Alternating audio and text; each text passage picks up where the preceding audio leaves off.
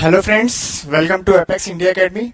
और आज हम लोग बात करेंगे यहाँ पे human blood and circulatory system के बारे में। ठीक है, तो आप लोग को सबको पता है कि जो नॉर्मली अगर हम लोग एक गाड़ी से चलते हैं तो उस गाड़ी में एक ऑयल पड़ता है। कौन से दो प्रकार के ऑयल पड़ते हैं? कौन कौन सा ऑयल पड़ता है? एक इंजन ऑयल पड़ता है और कौन सा? एक पेट्रोल, जिससे गाड़ी आगे भागती है कि नहीं? तो इंजन के लिए सबसे ज्यादा इंपॉर्टेंट बात क्या होती है? उसके लिए ऑयल, यानी कि इंजन ऑयल के बारे में बात करेंगे। ठीक है, तो इंजन ऑयल बहुत ज्यादा जरूरी होता है। तो ठीक वैसे ही हम लोग की बॉडी चलने के लिए क्या जरूरत होगा? ब्लड। भाई ब्लड का मेन काम क्या होता है? ब्लड का मेन काम ये होता है कि जितनी भी हमारे बॉडी में टिश्यू और सेल्स को जो इंपॉर्टेंट चीजें होती हैं वो इंपॉर्टेंट चीजें पहुंचे। और पहुंचाएगा कौन? हम लोग तो यहाँ तो जैसे हम लोगों ने कुछ खाना खाया, अब हम लोग तो हाथ से तो पहुंचाएंगे नहीं वहां पर।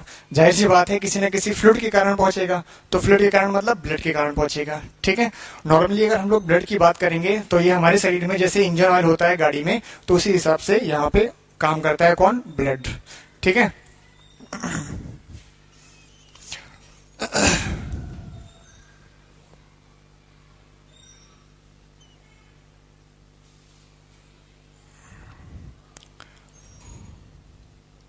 ओके।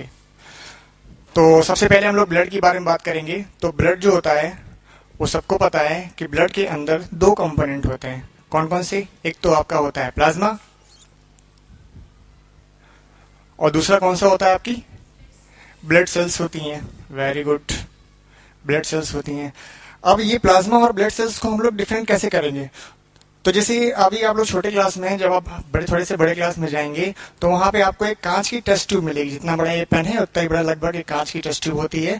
जब किसी भी ह्यूमन का ब्लड आप उसके अंदर डालेंगे तो कुछ समय पश्चात क्या होगा कि ऊपर की ओर येलो कलर का रंग आ जाएगा और नीचे की ओर रेड कलर का कलर आ जाता है। ठीक है, तो जो रेड होता है, रेड रेड वाला जो पोर्शन होता है वो आपका क्या कहलाएगा? ब्लड सेल्स कहलाएंगी। और जो येलो कलर का होगा उसको हम लोग क्या बोलेंगे? प्लाज्मा बोलेंगे। तो अगर हम लोग नॉर्मली बात करें तो ये किस रंग का होगा? Yellow colour. और अगर हम लोग इसकी बात करेंगे तो ये किस कलर का होगा? रेड कलर का। यहां तक बात समझ में आ गई सभी लोगों को? Any problem? ओके, अब परसेंटेज के बारे में बात करेंगे कि एक नॉर्मली ब्लड में कितना आपका प्लाज्मा होगा और कितना आपकी ब्लड सेल्स होंगी। तो यहाँ पे जो 55% होता है ये आपका क्या होगा? प्लाज्मा का होगा। और 45% किसकी होगी? ब्लड सेल्स होंगी। ठीक है, कोई प्रॉब्लम यहां तक किसी को? ओके, नोट डाउन कर लीजिए इसको जल्दी फटाक से, जल्दी से नोट डाउन करिए।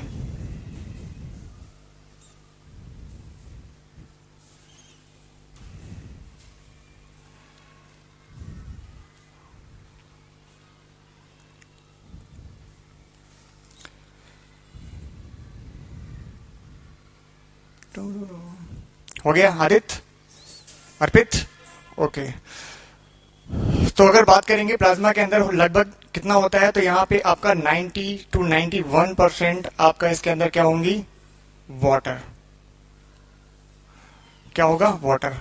जो हमारी बॉडी होती है, हमारी बॉडी में अगर हम लोग वाटर की बात करेंगे तो सबसे ज्यादा हमारी बॉडी के अंदर क्या पाया जाएगा? वाटर पाया जाता है। ठीक है, अब बारी बारी से बात करेंगे। प्लाज्मा के बारे में ज्यादा कुछ आपको पढ़ना नहीं है। सबसे ज्यादा आपको किस में पढ़ना है? ब्लड सेल्स के बारे में पढ़ना है। ओके, तो यहाँ पे अगर हम लोग ब्लड सेल्स की बात करेंगे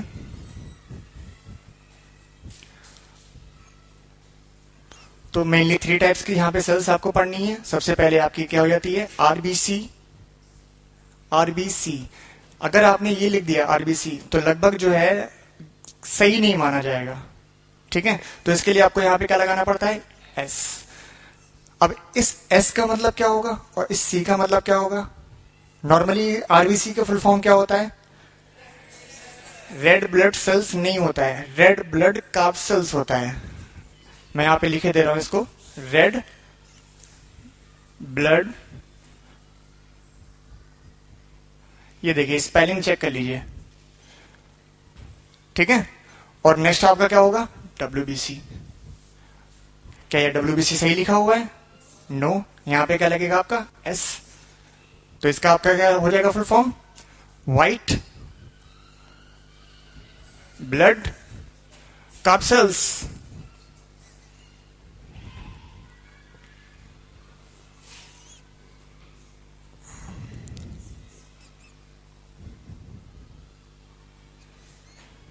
ठीक है। और नंबर थर्ड पे आपका आ जाएगा प्लेटलेट्स।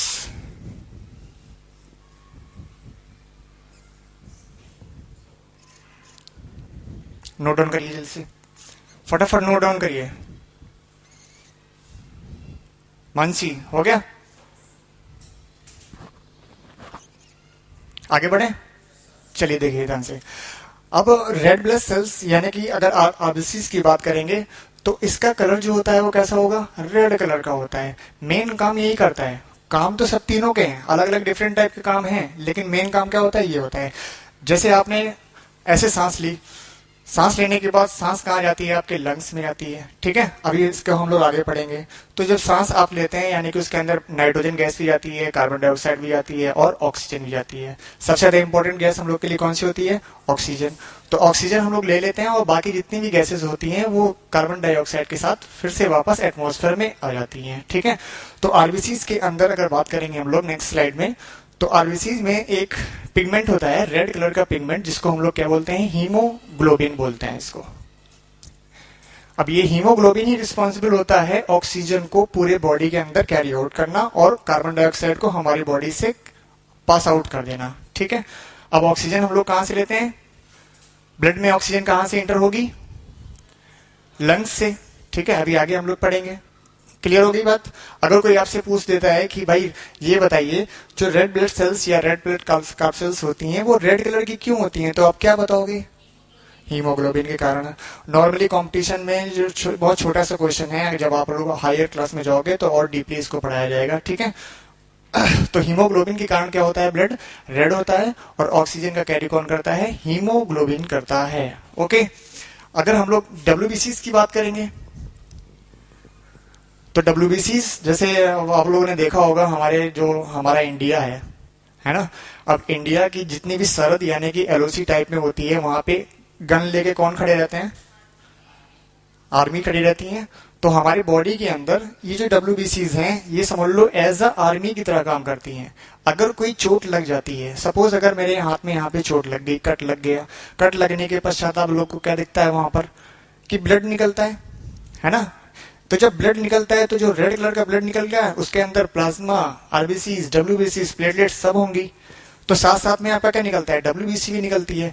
तो जितनी भी बॉडी में डब्ल्यूबीसीज होती हैं वो सब वहीं पे आ जाएंगी जहां पे आपका कट लगा होगा, जहां पे आपको चोट लगी हुई होगी, ठीक है। और क्यों आ जाती हैं, क्यों कोई उस चोट को इंग्लिश में हम लोग क्या बोलते हैं, वुंड। कोई उस वुंड से हमारी बॉडी के अंदर एंट्री ना कर पाए, कोई पैरासाइट ना इंटर हो जाए। अगर कोई पैरासाइट इंटर हो जाएगा ब्लड में तो पूरे ब्लड में मल्टीप्लिकेशन करके क्या कर देगा, अपनी जनसंख्या को बढ़ा देगा और पैरासाइट आपके बॉडी के अंदर, पूरी बॉडी के अंदर कब्जा कर लेंगे और आपकी बॉडी धीरे धीरे डैमेज होती रहेगी, वीक पड़ते रहोगे, डिजीज के शिकार हो जाओगे। अर्पित समझ में आ रही है बात, ठीक है। तो डब्ल्यूबीसीज जो होती हैं ये हमारी बॉडी के अंदर एज अ मिलिट्री का काम करती हैं। अगर कोई वायरस बैक्टीरिया हमारे बॉडी के अंदर इंटर करता है तो ये डब्ल्यूबीसीज क्या कर देती हैं, उसको इनिबिट कर देती हैं कि रुक जाइए भैया, हम आ गए हैं यहाँ पर, ठीक है। और एक चीज और, यहाँ पे प्लेटलेट्स की बात करते हैं। मकड़ी का जाला देखे हो, सफेद सफेद रंग का, है ना। तो ब्लड के साथ ये प्लेटलेट्स भी निकलती हैं। अब जब ये प्लेटलेट्स निकलेंगी तो जो आपका वुंड है, जो आपका घाव यहाँ पे लगा हुआ है, जब ब्लड के साथ सामने बाहर आ जाएंगी तो ये प्लेटलेट्स उस घाव के चारों ओर क्या कर लेंगी, एक कवरिंग बना लेती हैं, जिससे ब्लड आपकी बॉडी से एक्स्ट्रा बाहर ना जा पाए, ठीक है। तो अगर मैं नॉर्मली बात करूं, प्लेटलेट्स का काम क्या हो जाएगा, ये ब्लड क्लॉटिंग में हेल्प करती हैं, ब्लड क्लॉटिंग में क्या करेंगी, हेल्प करेंगी, यानी कि रक्त का थक्का बना देती हैं। जितना ज्यादा ब्लड लॉस होगा आप लोगों में, उतना ही ज्यादा ब्लड का जब लॉस होगा तो क्या होगा भाई, कुछ ना कुछ हार्मफुल इफेक्ट्स होंगे। तो इसलिए ब्लड को ज्यादा बाहर ना निकल पाए, इसलिए यहाँ पे प्लेटलेट्स होती हैं, ओके। तो ब्लड के बारे में लगभग चीजें आपको समझ में आ गई हैं। सबसे पहले ब्लड में क्या होती है, दो चीजें पाई जाती हैं, एक ब्लड सेल्स और एक प्लाज्मा। प्लाज्मा आपके बॉडी के अंदर होता है 55% और ब्लड सेल्स कितनी होती हैं, 45%, ठीक है। प्लाज्मा में ज्यादातर क्या होता है, वाटर होता है और भी बहुत सारे मिनरल्स होते हैं। और आरबीसी, अगर आरबीसी और डब्ल्यूबीसी और प्लेटलेट्स की बात करेंगे तो आरबीसी जो होती है वो ऑक्सीजन को कैरी आउट करती है आपकी सेल्स को, आपके टिश्यू को, है ना। सेल्स टिश्यू आप लोग 9th क्लास में पढ़ चुके होंगे। ओके, और WBCs क्या होती हैं? WBCs एक फौज की तरह काम करती हैं जो आपके अंदर वायरस, बैक्टीरिया या फिर कोई फंगस या फिर कोई पैरासाइट एंट्री होने से रोकती हैं, इनहिबिट करती हैं। और प्लेटलेट्स का मेन काम क्या होता है? ब्लड को क्लॉटिंग करने में। एग्जाम में क्या होता है? एग्जाम में बच्चे ये करते हैं कि किताब उठाते हैं और रट्टा मारना चालू कर देते हैं, है ना। तो रट्टा मत मारिए, चीजों को अगर समझेंगे आप तो उसको अपनी लैंग्वेज में जितने अच्छी तरीके से लिख सकते हो उससे अच्छी तरीके से आपकी किताब भी नहीं बता सकती है। किताब में तो सीधी सीधी लाइन लिखी हुई है, किताब में एग्जैक्ट चीज लिखी हुई है, लेकिन आप लोग जो उस किताब से पढ़कर समझकर जो अपनी लैंग्वेज में लिखोगे उससे ज्यादा एग्जामिनर अफेक्टेड होता है। ठीक है, किताबी लैंग्वेज तो कोई भी रट्टा मार देगा, समझ में आ रही है बात। अपने मन से समझ के जितना लिखोगे उतना अच्छा आंसर आप दे सकते हो। इनका आंसर अलग होना चाहिए, इनका आंसर अलग होना चाहिए। अगर सबका आंसर एक ही तरीके का हो जाएगा तो फिर एग्जामिनर के ऊपर क्या इफेक्ट पड़ेगा? भैया इन्होंने क्या किया है? छापा है 5 नंबर पहले वाले को, तो आप लोग को मिलेंगे कितने? 3 नंबर या फिर 4 नंबर। जब डिफरेंट आंसर होगा तो डिफरेंट मार्क्स मिलेंगे। अब ऐसा नहीं है कि अगर 5 मार्क्स का क्वेश्चन है तो उसमें आपको वो 6 नंबर दे देगा, ऐसा नहीं है। ठीक है, आगे बढ़े। गुड। अब यहां पे हम लोग बात करते हैं कि ब्लड जो है किसके अंदर फ्लो होता है। ह्यूमन बींग्स के अंदर ब्लड जो है वो किसके अंदर फ्लो होता है? पूरी बॉडी में ऐसा तो है नहीं। जैसे दो चीज एग्जांपल ले रहा हूं। कॉकरोच जानते हो? कॉकरोच की स्पेलिंग सही लिखी है मैंने? कोई गलत नहीं। और ह्यूमन की बात कर लो, दोनों आपके सामने हैं। ह्यूमन आप हो, मैं हूं, और कॉकरोच हम लोग नहीं है। कॉकरोच सभी के घर में मिलता है। अगर कोई कॉकरोच सामने आ जाए और आपने उसके ऊपर पैर रख दिया तो क्या होगा? उसका जितना भी ब्लड होगा, जितना भी ऑक्सीजन कैरी हो रही है, वो जितना भी फ्लूइड होगा वो क्या होगा? एकदम से बाहर आ जाएगा। ठीक है, ओके। अगर आप अपने घर में लेटे हुई हो, इत्तेफाक से गर्मी के मौसम में फर्श पे सो रहे हो और मैं आंख बंद करके आ रहा हूं और ऐसे आपके ऊपर पैर रख दूंगा तो क्या सारा ब्लड बाहर हो जाएगा? नहीं, है ना। तो दोनों के दोनों अंदर में क्या होता है कि कॉकरोच में जो है इसके अंदर पाया जाता है ओपन सर्कुलेटरी सिस्टम।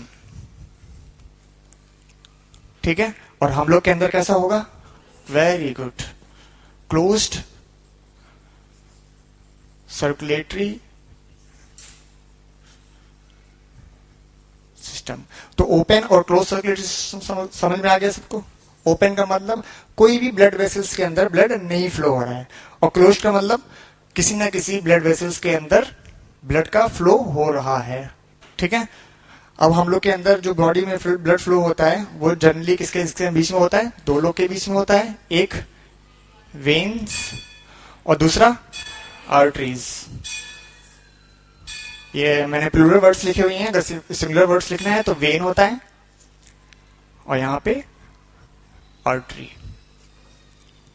ठीक है, अब नेक्स्ट वाली स्लाइड में हम लोग आर्टरी और वेन के बारे में पढ़ेंगे। ठीक है, अगर मैंने इस तरफ लिख दिया आर्टरी और इस तरफ मैंने लिख दिया अगर वेन, ओके, तो आर्टरी और वेन के बारे में बात करेंगे। आर्टरी का मतलब क्या होता है कि जो आपका ब्लड है। अच्छा, अगर मैं आपसे पूछूं कि ब्लड कहाँ बनता है, कौन बता पाएगा? कोई बता पाएगा ब्लड हमारे बॉडी के अंदर कहाँ पे बनता है? अब ऐसा तो है नहीं कि हम लोग मार्केट में जाके ब्लड अंदर चढ़वा लेते हैं, जैसे कि गाड़ी में इंजन डालते हैं इंजन ऑयल का।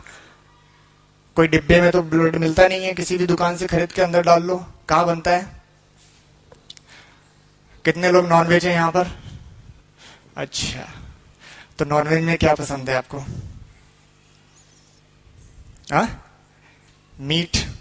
मीट किसे कहते हैं? चिकन किसे कहते हैं? बकरे को मीट बोलते हैं, चिकन मुर्गे को बोलते हैं। ठीक है, फिश भी खाई होगी आप लोगों ने। फिश भी खाना चाहिए, बहुत अच्छी होती है। आइस वीकनेस बिल्कुल भी नहीं होती फिश खाने से। खाया करो, नॉनवेज बनो। Very good. तो बताइए ब्लड कहाँ बनता है? ब्लड इसके अंदर भी नहीं बनेगा और ब्लड इसके अंदर भी नहीं बनेगा। ब्लड कहाँ पे बनता है? हाँ, ब्लड बनता है बोन्स के अंदर। सभी बोन्स के अंदर नहीं बनेगा। अगर मैं कह दूं इस उंगली के अंदर बोन बन रहा है क्या ब्लड, तो इसके अंदर नहीं बनेगा। किसके अंदर बनेगा? जो लार्ज हड्डियां होती हैं, जैसे कि ये आपका कौन सा पार्ट हो गया? थोरेसिक पार्ट हो गया। और ये वाला पार्ट कौन सा होता है? पेल्विस। ये पेल्विस रीजन हो गया, ये थोरेसिक रीजन हो गया। तो पेल्विस रीजन में एक पेल्विस बोन पाई जाती है, उसके अंदर बनेगा, और कुछ रिब्स में बनता है। तो हड्डी, देखो शायद मेरी आर्ट ठीक नहीं है, मैं बना के दिखाता हूं आपको थोड़ा सा।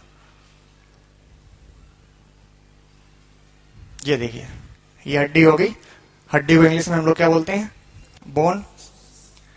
हड्डियां नहीं बोला है मैंने, बोन्स कैसे बोल दोगे? हड्डी बोला है तो क्या होगा? बोन। जब मैं बोलूंगा हड्डियां तो आपको एस लगा देना है, प्रोनाउंसिएशन पे ध्यान दिया करो। अब यहाँ पे क्या है? ये एक हड्डी है। इस हड्डी के अंदर जिन्होंने नॉनवेज हो गए उन लोगों ने देखा होगा, जो लेग पीस में या फिर ये मीट में बहुत ज्यादा दिखाई पड़ता है। मीट यानी कि बकरे के अंदर, बकरा, बकरा का मीन्स जो होता है, तो उसके अंदर देखा होगा ब्राउन कलर का, यहाँ पर ब्राउनिश कलर का होता है, जिसको ऐसे करते हैं, ऐसे सक कर लेते हैं, एकदम से अंदर चला जाता है, वो खाए हो गया आप लोगों ने। तो उसको हम लोग क्या बोलते हैं?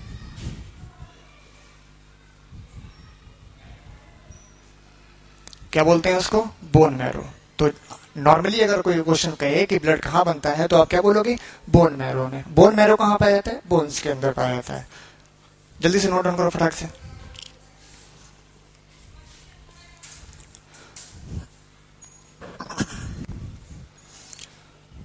हो गया?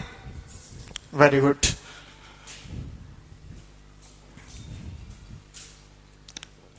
इरेज कर दूं?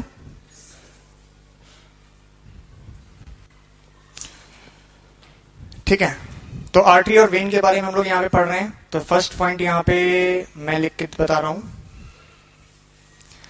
पहला पॉइंट आप लोग को 110% हमेशा लाइफ टाइम याद करना है। आर्टरी, आर्टरी जो होती है, ये जो ब्लड है, ये जो हार्ट होगा, हार्ट के अंदर जो ब्लड होता है, ब्लड पूरी बॉडी में डिस्ट्रीब्यूट किया जाता है। किसके द्वारा? आर्टरीज के द्वारा। तो देखिए, किताबी लैंग्वेज मत लिखिए, जैसा मैं आपको बता रहा हूं वैसे ही लिखना है आप लोग को। देखिए, किसको लेके जाता है ये आर्टरी? तुम बताओ। प्योर ब्लड, ब्लड ब्लड को लेके जाएगा ना। हाँ बैठो। तो ब्लड को कहां से लेके जा रहा है? हार्ट से। हार्ट से किधर? केवल बॉडी या होल बॉडी? Whole body. अब लेके क्या जा रहा है? ब्लड को। अभी यहाँ पे प्योर और इम्प्योर अभी नहीं बताएंगे, ठीक है? अभी जब सर्कुलेटरी सिस्टम पढ़ेंगे तब देखेंगे। Very good. इसने बताइए। अब यहाँ देखिए, ये हार्ट से किधर लेके जा रहा है? Whole body. अब होल बॉडी से भी तो हार्ट की तरफ कोई ना कोई लेके आएगा, जिससे उस ऑक्सीजन को उसमें डिसॉल्व भी तो होना है। तो वेन्स का काम होता है पूरी बॉडी को, पूरी बॉडी का ब्लड जो होता है वो किधर लेके आता है? हार्ट की तरफ आएगा। किसको लेके आता है? ब्लड को। बिल्कुल ऐसे ही लिखना है जैसे मैं यहाँ पे बता रहा हूं आपको। बहुत अच्छे मार्क्स मिलेंगे, गारंटी है इसकी। नेक्स्ट देखिए,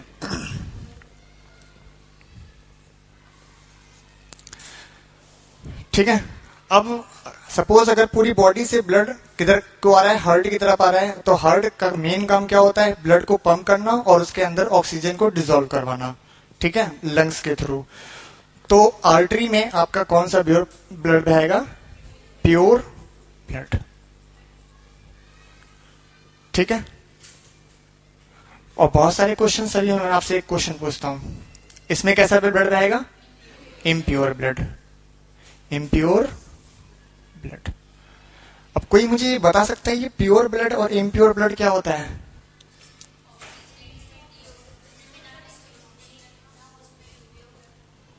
सौरभ तुम बताओ। जिसके अंदर ऑक्सीजन पाई जाती है उसको हम लोग क्या बोलते हैं? Pure blood. और जिसके अंदर ऑक्सीजन नहीं होती है उसको हम लोग क्या बोलते हैं? Impure blood. तो बैठ जाओ, वेरी गुड। अगर मैं यहाँ पे ब्रैकेट में एक वर्ड लिख दूं तो कोई दिक्कत तो नहीं होगी आप लोग को? ऑक्सीजिनेटेड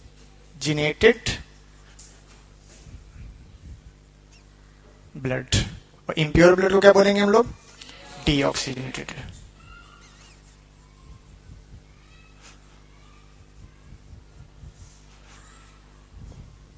बहुत सही, अच्छी बात है। फटाफट लिखिए।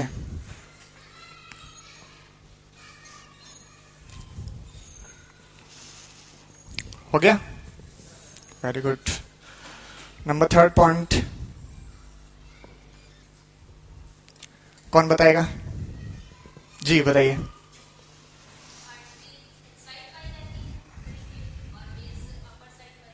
अपर साइड ऑफ स्किन, ठीक है, बैठो, ठीक है। अच्छा, बॉडी सरफेस, ठीक। अच्छा, यहाँ पे ये वेन लिखा हुआ है, यहाँ आर्टरी। इन दोनों में से आप किसको अपने नेकेड आइज से देख सकते हैं? वेन्स को। जिनको नहीं पता है मैं बता दे रहा हूँ, कोई भी हाथ देख लीजिए, यहाँ पे जो आपको ग्रीनिश येलो दिखाई, ग्रीनिश करके ब्लू करके दिखाई पड़ रही है, ये आपकी आर्टरी नहीं है, ये आपकी क्या है? वेन्स है। तो वेन में कौन सा ब्लड बहता है? इम्प्योर। तो देख लो इसका कलर कैसा दिखाई पड़ रहा है आप लोग को, देख लीजिए अपने अपने हाथ में, है ना। डॉक्टर क्या करता है? थोड़ा सा कॉटन लिया उसने और क्या डालता है उसके अंदर? स्प्रिट टाइप में कुछ होती है येलो ब्लू कलर की, ऐसे ऐसे रगड़ा, उसने देखा कि हाँ यहाँ पे है वेन, इसी के अंदर क्या कर दो? इंजेक्ट कर दो, ठीक है। मेरे में उसको ढूंढने की जरूरत नहीं पड़ती है, ठीक है। मेरे में जो है ना एकदम साफ साफ सामने दिखाई पड़ रहा है। डॉक्टर के लिए मैंने एक छोटा सा काम जो है उसको कम कर दिया है कि भैया आपको ढूंढना नहीं है, जहां दिख जाए वहीं पे इंजेक्ट कर दो, ठीक है। तो अगर मैं बात करूं आर्टरी की, और आर्टरी देखा है, आर्टरी भी दिखा सकता हूं मैं आप लोग को, बताइए देखना है? देखना हो तो बताइए, चलिए ट्राई कर लीजिए अपने अपने फ्रेंड्स में। ये जो आईलिड्स होती हैं, इन आईलिड्स को आप ऐसे करेंगे, ऐसे देखिए ऐसे, तो यहाँ पे देखिए, शीशे में जाके देखिए घर पे, यहाँ पे रेड कलर की छोटी छोटी छोटी छोटी वेसल्स दिखाई पड़ी होंगी, उसको हम लोग क्या बोलते हैं? आर्टरीज बोलते हैं, ठीक है। तो अगर आर्टरी, और मूवीज वगैरह में भी आप लोगों ने देखा होगा, अब देखिए मूवी की बात करते हैं हम लोग, तो मूवी में देखा होगा कि जो हीरोइन होती है ना, हीरोइन क्या करती है? चाकू लेती है और क्या करती है? ऐसे हाथ करती है और क्या कहती है? मेरे को हीरो चाहिए, नहीं तो मैं क्या कर दूंगा? नस काट लूंगी अपनी, मैं मर जाऊंगी। तो वो जो काटती है इस तरीके से, तो भाई साहब वो मरती नहीं है। वेन्स को काटने से कोई नहीं मरता है यार, आर्टरी को काटने से मरेगा। आर्टरी में अगर प्लेटलेट्स अगर लगातार निकलते चले जाएंगे तो ब्लड की कमी हो जाएगी, खत्म हो जाओगे वहीं पर। वेन्स को काटने से कोई नहीं मरता है, ठीक है। तो सरफेस एरिया पे कौन सी पाई जाएंगी? आपकी वेन्स। और इनसाइड एरिया जो होगा बॉडी का, वहां पे कौन सी पाई जाएंगी? आर्टरीज। तो यहाँ पे लिख दीजिए इसको।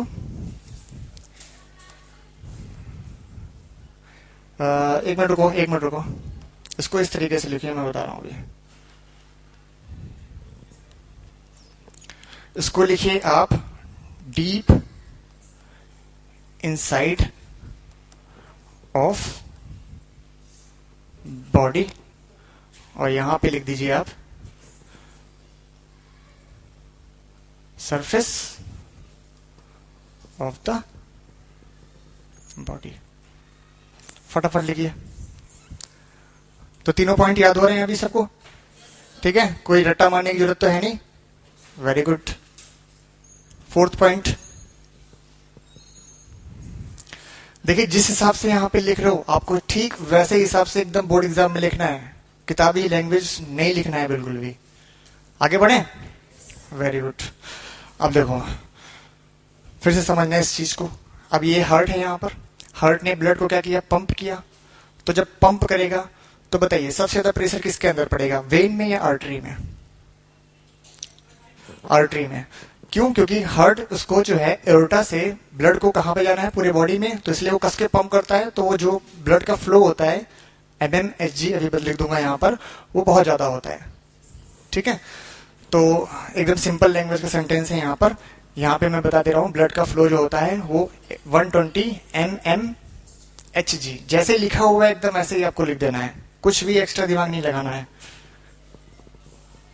ठीक है, जब इसमें 120 mmHg है तो इधर कितना हो जाएगा आपका? 80 mmHg के हिसाब से ब्लड क्या करता है? फ्लो होता है।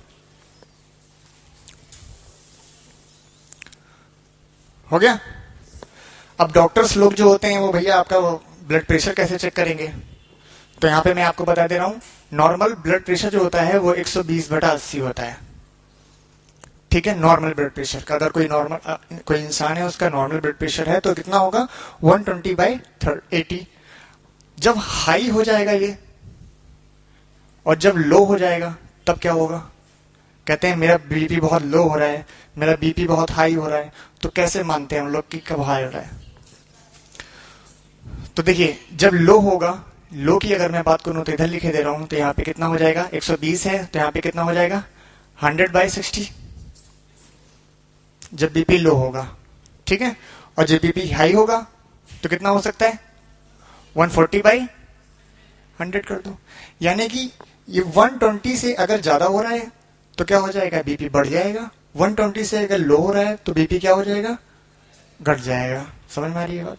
और बीपी जब हाई हो जाता है तो बहुत ज्यादा टेम्पर आता है, गुस्सा आता है। आप लोग भी कभी कभी मेरा बीपी हाई कर देते हो, ठीक है। कितने पॉइंट हो गए? 4। और कोई एक पॉइंट बता सकता है? 5 पॉइंट। Very good. वेल्व क्या होता है? Valve, valve, VALVE, valve. Valve को हिंदी में क्या बोलते हैं? कपाट।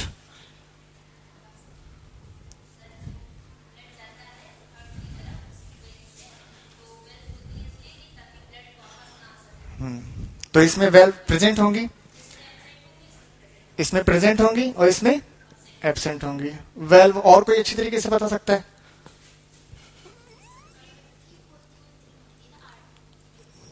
ठीक है, कलर भी हो जाएगा। कलर देख लो, कलर नॉर्मली ये कैसी होती है भाई? ऐसे करके चेक कर लो, शीशा तो होगा नहीं। ऐसे करके चेक कर लो कैसे दिखाई पड़ रही है? Reddish, reddish brown. तो 5th पॉइंट मैं ऊपर लिख दूं क्या कि नेक्स्ट स्लाइड में लिख दे रहा हूं? चलिए 5th, ये कैसी होती है आपकी? Reddish brown. और ये बताइए?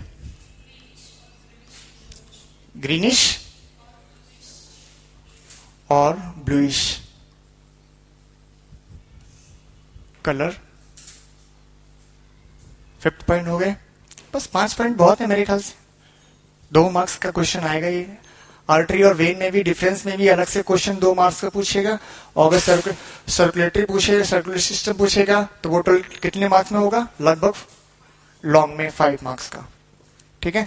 अब उस 5 मार्क्स के लॉन्ग में आपका बहुत सारी चीजें ऐड हो सकती है। पूरा ब्लड सर्कुलेटरी सिस्टम पूछ लेगा, ब्लड के बारे में पूछ सकता है, और आर्टरी और वेन के बारे में डिफरेंस भी पूछ सकता है। ये आर्टरी और वेन का जो डिफरेंस है ये आपका 2 मार्क्स में अलग से भी पूछा जा सकता है, ठीक है। टिक द करेक्ट चॉइस में भी पूछा सकता है ना। तो जितना भी कुछ पढ़ते हैं वो 3 हिसाब से पढ़ा करो। एक तो वेरी शॉर्ट जिसको हम लोग बोलते हैं ऑब्जेक्टिव वाला, और एक शॉर्ट जिसको हम लोग बोलते हैं 2 या 3 नंबर वाले में, और एक पढ़ते हैं लॉन्ग। अगर लॉन्ग आपने पढ़ा है अच्छी तरीके से तो वेरी शॉर्ट और शॉर्ट आंसर और एमसीक्यू सारे कवर हो जाते हैं उसी से। कुछ लोग कहते हैं कि सर हम लोग को टिक द करेक्ट चॉइस वाले क्वेश्चंस बहुत परेशान करते हैं, तो उसका रीजन यही होता है कि आप लोगों ने लॉन्ग क्वेश्चन को ठीक तरीके से नहीं पढ़ा है। अगर लॉन्ग क्वेश्चन ठीक तरीके से पढ़ेंगे तो उससे शॉर्ट आंसर बहुत आसानी से हो जाते हैं, ठीक है। आगे बढ़े। ओके, तो 6 पॉइंट ऐसे ही लिख लीजिए। इसके अंदर वेल्व एब्सेंट होते हैं, वेल्व एब्सेंट होता है, और इसके अंदर कैसा होगा? प्रेजेंट होगा। वेल्व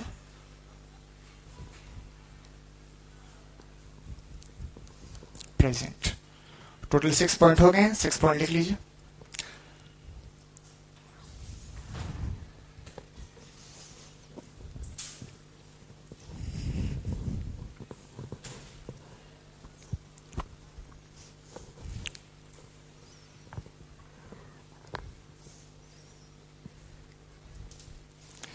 ओके, आगे समझ में सबको?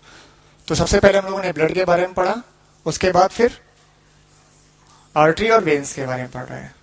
अब इसके बाद जो है वही है महाभारत। महाभारत यही है।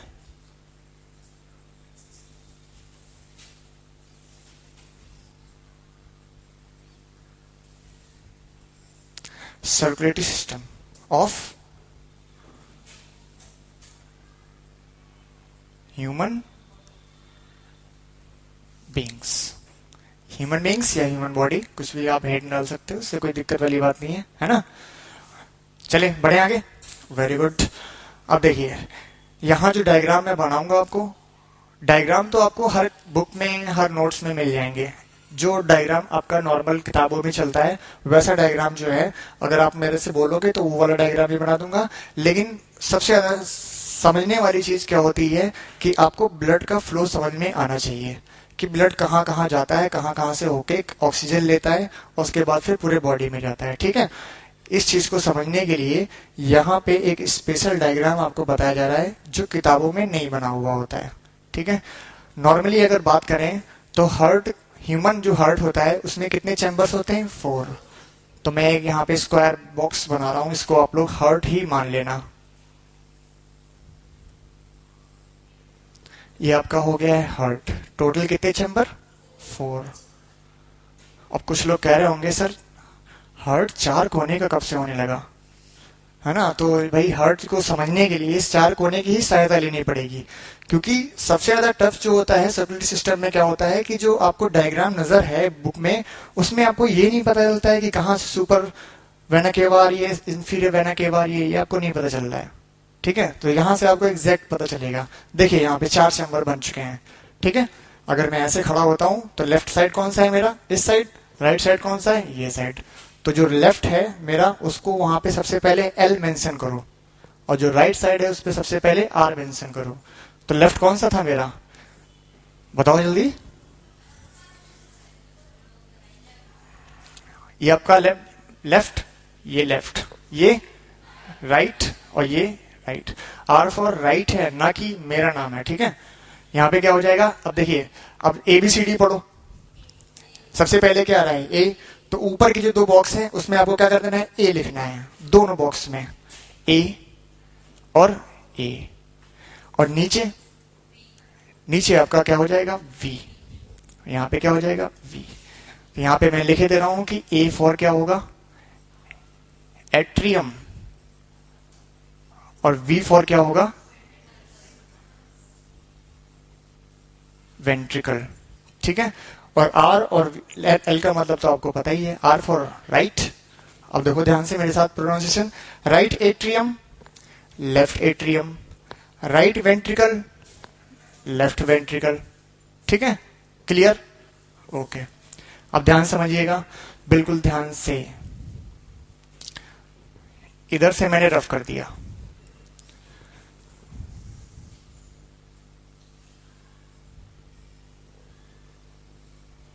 ये देखिए, हार्ट के ऊपर वाला जो पोर्शन है उसको हम लोग कहते हैं सुपीरियर, और हार्ट के नीचे वाला जो पोर्शन है उसको हम लोग क्या कहते हैं? इंफीरियर। तो सुपीरियर, इंफीरियर। भाई जितने भी सुपीरियर लोग होते हैं बड़े लोग होते हैं, यानी कि ऊपर पाए जाते हैं, और जितने भी इंफीरियर हो जाए तो नीचे इंफीरियर हो जाएगा। तो यहाँ पे हम लिख देते हैं यहाँ पर सुपीरियर, सुपीरियर वेना कवा। मैंने वेना कावा पढ़ा है, आप वेना केवा भी पढ़ सकते हैं, जैसा प्रोनाउंसिएशन हो, लेकिन स्पेलिंग मिस्टेक्स नहीं होनी चाहिए। इसको हम लोग क्या बोलते हैं? इंफीरियर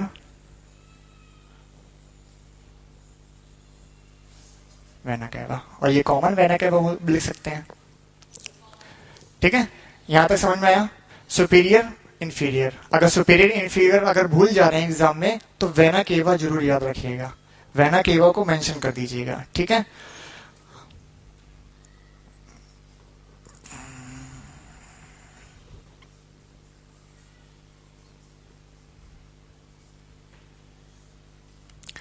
अब ये जो ब्लू कलर आपको दिखाई पड़ रहा है, ये ब्लू कलर ना समझ के इसको आप लोग ब्लड समझो।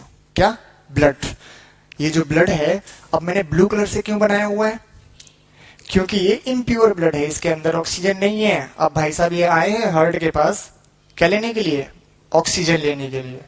अब बहुत लोग ये कह रहे होंगे कि हार्ट के अंदर ऑक्सीजन कैसे मिलेगी, तो अभी आप समझेंगे कि हार्ट के अंदर से कैसे ऑक्सीजन मिलती है। हार्ट के अंदर नहीं मिलेगी, हार्ट एक माध्यम होता है, एक मीडियम होता है जिसके थ्रू इसको ब्लड को क्या मिलना है? ऑक्सीजन मिलना है।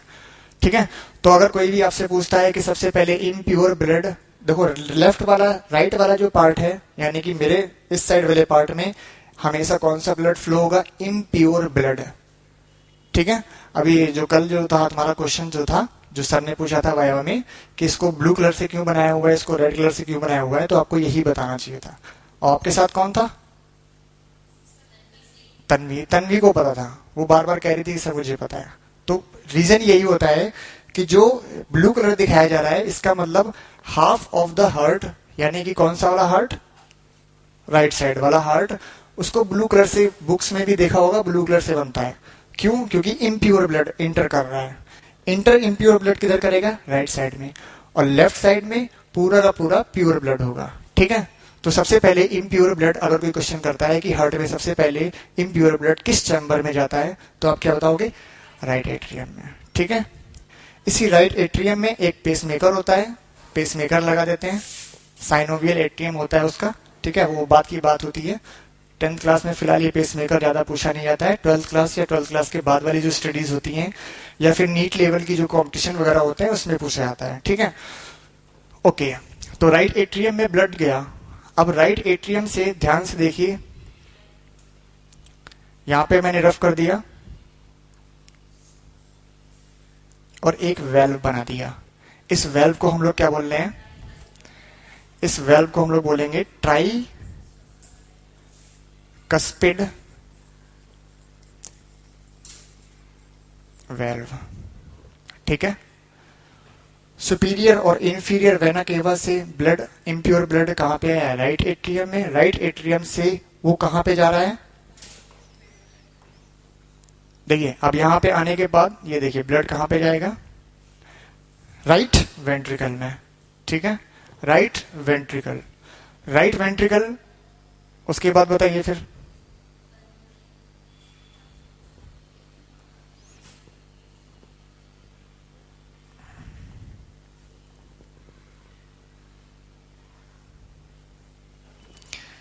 एक वेल्व यहां पर है, ठीक, एक वेल्व इधर होगा, एक वेल्व आपका ये है।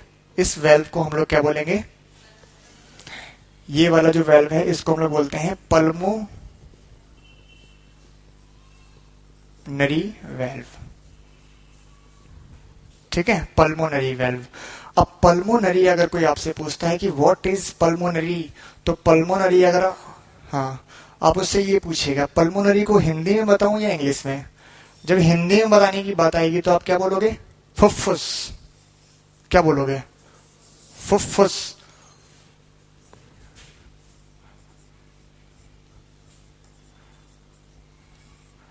अब फुफ्फुस क्यों बोल रहे हैं?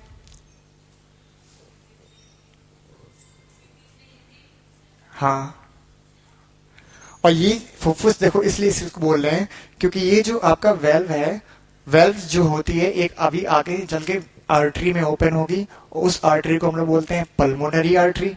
और फिर से वहां पे पल्मोनरी वर्ड आ गया, तो पल्मोनरी वर्ड का मतलब होता है फुफ्फुस। और फुफ्फुस को सीधे हिंदी भाषा में बात करेंगे तो उसको हम लोग बोलते हैं फेफड़े। अगर कोई कहा कि फेफड़े खराब हो रहे हैं तो आप उससे क्या बोलोगे? नहीं, फेफड़े नहीं, फुफ्फुस खराब हो रहा है तुम्हारा, है ना। कितने फुफ्फुस हैं आपके बॉडी के अंदर? 2, एक राइट में एक लेफ्ट में। ठीक है, तो पल्मोनरी वेल्व के थ्रू, अब देखिए यहाँ पे मैं फिर से एक ब्लू कलर से लाइन बना दे रहा हूं जिससे आपको पता चल जाएगा। ये देखिए, इसको हम लोग क्या बोल रहे हैं? पल्मोनरी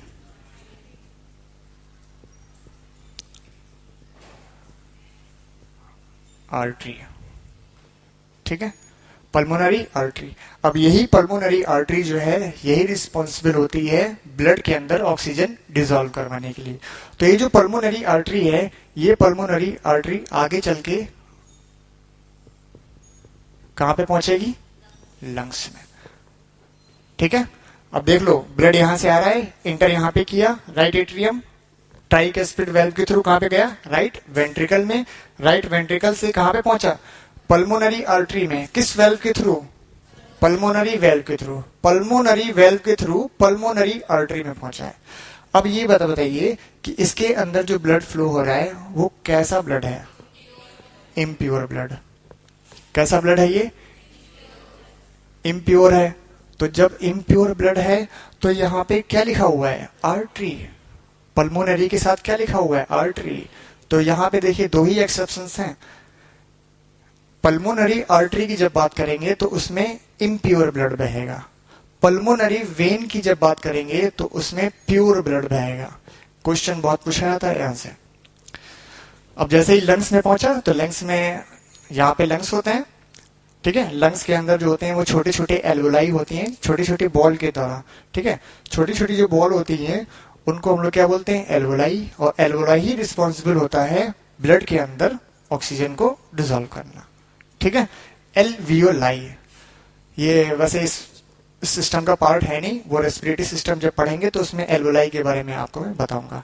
बस ये जानकारी ले लीजिए कि छोटी छोटी बॉल लाइक स्ट्रक्चर्स होती हैं जो पूरे दोनों के दोनों फेफड़ों में क्या होती हैं, बहुत ही ज्यादा कॉम्प्लेक्स स्ट्रक्चर बनाती हैं। ठीक है, अब ये देखिए, जब ब्लड जो है वो लंग्स तक पहुंच गया, अब आपने सांस को इनहेल किया, यानी कि ऑक्सीजन को क्या किया, इनहेल किया। जैसे ही ऑक्सीजन ली तो वो कहां पे मिली, ब्लड के अंदर। अब बताओ वो ब्लड क्या कहलाएगा, बताइए। बिल्कुल सही। अब यहां से लंग से जो ब्लड निकलेगा, अब वो कौन सा ब्लड होगा, प्योर ब्लड होगा। प्योर ब्लड का मतलब उसके अंदर क्या होगी, ऑक्सीजन होगी। और यही जो है लंग्स से ऑक्सीजन लेकर, देखिए राइट, यहां पे क्या लिखा हुआ है, लेफ्ट। अब देखिए, अब इधर से आपका कौन सा कलर दिखाई पड़ रहा था, ब्लू। अब देखिए इधर से कौन सा कलर दिखाई पड़ रहा है, रेड। अब रेड कलर वाला जो होगा वो आपका कैसा होगा, प्योर ब्लड होगा। तो ऑक्सीजन लेने के बाद लंग से कौन लेके आ रहा है राइट एट्रियम तक, इसको हम लोग क्या बोलते हैं, पल्मोनरी वेन। ठीक है, देख लीजिए लिखा हुआ है वेन, लेकिन ब्लड कैसा फ्लो हो रहा है, प्योर। लिखा हुआ है आर्टरी, लेकिन ब्लड कैसा फ्लो हो रहा है, इम्प्योर। ये ध्यान में रख लीजिए, यहां बैठा लो एकदम से, कि एक ही वेन और एक ही आर्टरी है जिसमें उल्टा सिस्टम होता है। ठीक है, अब लेफ्ट एट्रियम में पहुंचा ब्लड पल्मोनरी वेन से होता हुआ, फिर जैसे इधर एक वेल्व वैसे ही उधर एक वेल्व, इसको हम लोग बोलते हैं बाइकस्पिड वेल्व।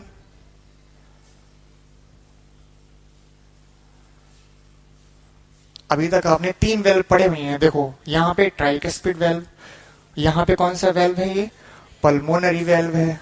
ठीक है, अब ये देखिए कौन सा वेल्व आ रहा है, बाइकस्पिड वेल्व। तो राइट साइड में कौन सा वेल्व पाया जाता है, ट्राइकस्पिड, और लेफ्ट साइड में कौन सा वेल्व पाया जाता है, बाइकस्पिड वेल्व। ठीक है, बाइकस्पिड वेल्व के थ्रू ब्लड जो होता है वो कहां पे पहुंचता है, लेफ्ट वेंट्रिकल में। ठीक है, अब ध्यान से देखिए, ये जो लेफ्ट वेंट्रिकल होता है, अगर मैं हार्ट की बात करूं तो हार्ट देखो ऐसे होता है, कुछ नीचे से क्या होता है, नुकीला होता है और हल्का सा तिरछा होता है। तो ये जो लेफ्ट वेंट्रिकल है यही रिस्पॉन्सिबल होता है कि कितना ज्यादा तेजी से फ्लो करना है ब्लड को। ठीक है, तो ये लेफ्ट वेंट्रिकल जो होता है, जैसे ही ब्लड आपका लेफ्ट एट्रियम में आया, लेफ्ट एट्रियम से कहां पे जाएगा, लेफ्ट वेंट्रिकल में। अब यही है रास्ता जहां से आपको बताना है क्या,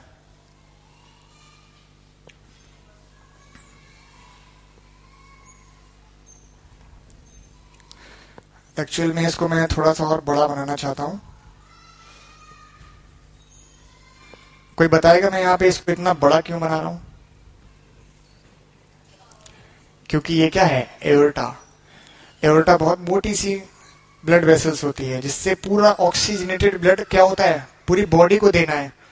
जब पूरी बॉडी को देना है तो निकलने का रास्ता ज्यादा होना चाहिए, इसलिए देखो इतना बड़ा है ये। ठीक है, तो इसको हम लोग क्या बोल रहे हैं, एरोटिक वेल्व।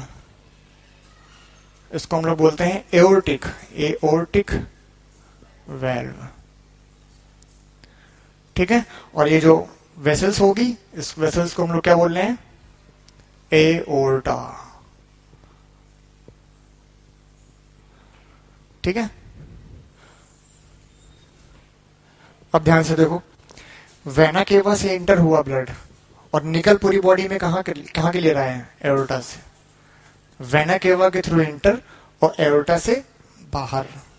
ठीक है, ये ब्लड को समझने के लिए बॉक्स टाइप में बनाया गया हुआ है, एक्चुअल में हार्ट ऐसा होता नहीं है। ठीक है, एक्चुअल में हार्ट देखना है आप लोग को, देखना है, बना के बताऊं, चलिए, आप लोग की किताब में एक्चुअल वाला जो हार्ट है वो बना हुआ होगा, ठीक है। बताइए, यहां तक कोई प्रॉब्लम हो तो बताओ। ठीक, तो एक बार रिवाइज कर लेते हैं हम लोग। तो हम लोगों ने पहले क्या पढ़ा है ब्लड के बारे में। ब्लड टू टाइप्स, एक यहाँ पे प्लाज्मा और नीचे ब्लड सेल्स, यानी कि कितना परसेंट होगा प्लाज्मा 55%, नीचे कितना होगा 45%। अगर प्लाज्मा में कोई बात करता है कि सबसे ज्यादा क्या मात्रा होती है इसके अंदर, किस चीज की क्वांटिटी होती है, तो आप वाटर बता देंगे उसमें, कि भी मिनरल्स पाए जाते हैं उसमें, ठीक है। और उसके बाद फिर नेक्स्ट, फिर हम लोगों ने आरबीसीज के बारे में पढ़ा कि वो रेड आरबीसीज हो गई, और यहाँ पे क्या हो गई डब्ल्यूबीसीज हो गई, यहाँ पे प्लेटलेट्स हो गए। आरबीसीज का कलर कैसा होता है, रेड कलर का क्यों होता है, हीमोग्लोबिन के कारण। डब्ल्यूबीसीज क्या होती हैं, तो एक प्रकार की ये फौज है, कहीं भी चोट लगती है तो ये तुरंत वहां पहुंच जाती हैं, वायरस बैक्टीरिया को किल करने के लिए, एंट्री नहीं करने देती हैं कि हमारी सरहद में आपका कोई भी काम नहीं है, आप गेट आउट। और ये लास्ट में क्या लिखा हुआ है प्लेटलेट्स। प्लेटलेट्स का काम क्या होता है, ये ब्लड को क्लॉटिंग करने में काम आएगा, है ना। जैसे यहाँ पे लिखा हुआ है हीमोग्लोबिन हो गया, डब्ल्यूबीसीज होगी, और उसके बाद प्लेटलेट्स का काम क्या होता है, ब्लड को क्लॉट करने के लिए काम होता है। फिर नेक्स्ट स्टेप में हम लोगों ने ये देखा कि कैसे ओपन सर्कुलेटरी सिस्टम होता है और कैसा क्लोज सर्कुलेटरी सिस्टम होता है, ठीक है। मछली देखे हो, मछली देखे हो ना, तो मछली के देखिए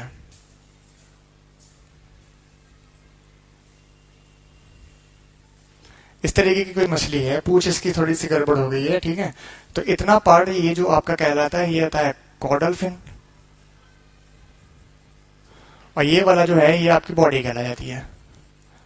तो मछली की पूरी बॉडी में क्या कौन सा सर्कुलेटरी सिस्टम होता है, ओपन, ठीक है। लेकिन उसकी जो कॉर्डल फिन यानी कि उसकी जो पूंछ है, उसको जो मूवमेंट देती है, उसमें कौन सा सर्कुलेटरी सिस्टम होगा, क्लोज्ड, ठीक है। तो ह्यूमन के अंदर कैसा होता है क्लोज्ड, कॉकरोच वगैरह के अंदर कैसा होगा ओपन सर्कुलेटरी सिस्टम। क्लोज्ड और ओपन पता हो गया है। क्लोज्ड का मतलब ब्लड वेसल्स के अंदर ब्लड फ्लो होता है, और ओपन का मतलब सिंपल पूरी बॉडी में ऐसे ही फैला हुआ होता है, ठीक है। आगे बड़ी क्लासेस में जाओगे तो आपको कॉकरोच को चीरना पड़ेगा, उसका डिसेक्शन करना पड़ेगा। फिर आर्टरी और वेन में हम लोगों ने डिफरेंस समझा। आर्टरी का काम क्या होता है कि हार्ट को पूरी बॉडी से, सॉरी ब्लड को हार्ट से पूरी बॉडी को फ्लो करना, और इसकी जस्ट उल्टा काम होता है वेन का। यहाँ पे प्योर ब्लड बहता है, यहाँ पे इम्प्योर ब्लड बहता है। यहाँ पे क्या होती है deep inside of the body होती है, सरफेस ऑफ द बॉडी होती है। और ये देखिए कितनी स्पीड से बह रहा है, mmHg 120, उधर कितना 80।